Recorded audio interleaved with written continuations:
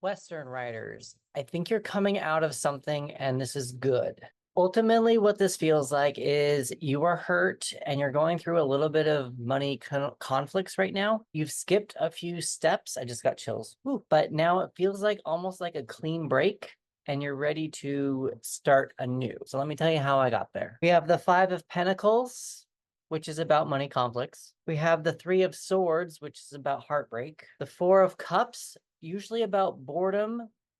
What came to me today was more of like wanting to try something new. The Ten of Cups is emotional completion. So even though this kind of hurt, whatever happened here hurt, it feels like you probably understand why it happened and you're probably comfortable with the fact of you're able to move on to the next step. You've got the Two of Wands here, which is now that whatever happened in the past is done, it kind of feels like you're ready to start fresh, start a new dream, have a new vision. The moon reversed was interesting because it's almost like it's almost like you can't trust your own intuition now that whatever happened is done.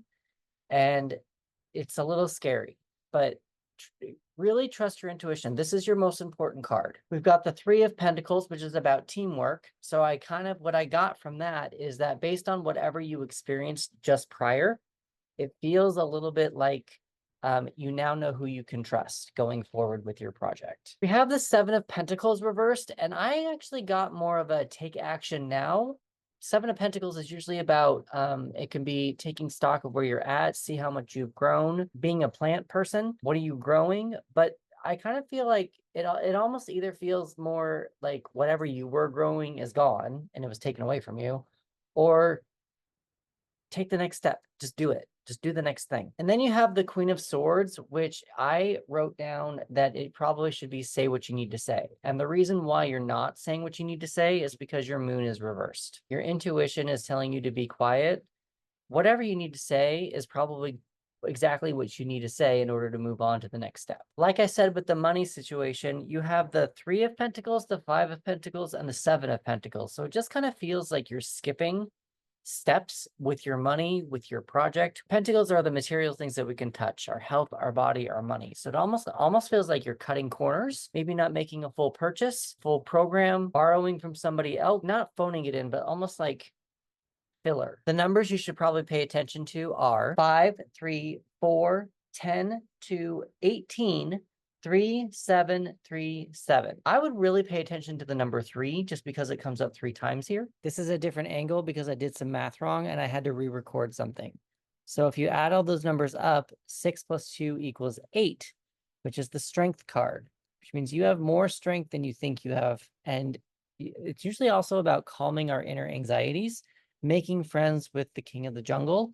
It's usually a woman sitting with a lion, and just how people's differences can come together to create a beautiful thing. Elementally wise, you're pretty evened out. Earth, air, fire, and water. Your most prominent element is air, which is thoughts and communication. Probably something that you need to pay attention to with this Queen of Swords situation.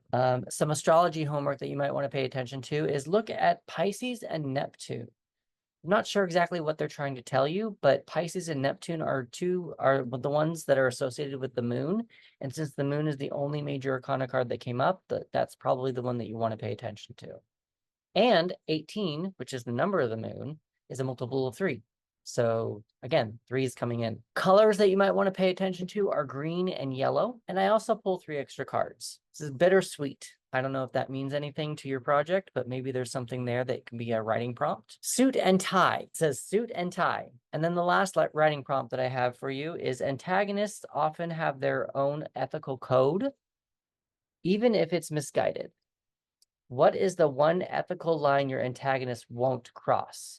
Tempt them to cross it. So hi, I'm Chris, and I am a tarot reader who helps screenwriters and authors write 3 to 8 completed drafts in a year. If you want to understand a little bit more about what I'm doing, if you go to the link in my bio, there is a free exercise on how I can help you use tarot cards to write a complete story in less than 15 minutes. It's 3 cards, beginning, middle, and end, but that's just scratching the surface. As we can create characters, we can do this to create a cast, we can figure out how someone passes on, what the climax is. The options are endless. I also have all of these tarot decks here that I can actually read with, because I've created a practice to where if a writer comes to me with a mermaid story, I have a mermaid deck. If they come to me with a pirate story, I have a pirate deck. Zombies, witches, dragons, cats, dogs. That's just the tip of the iceberg. And I invite you to like, subscribe, follow, and share.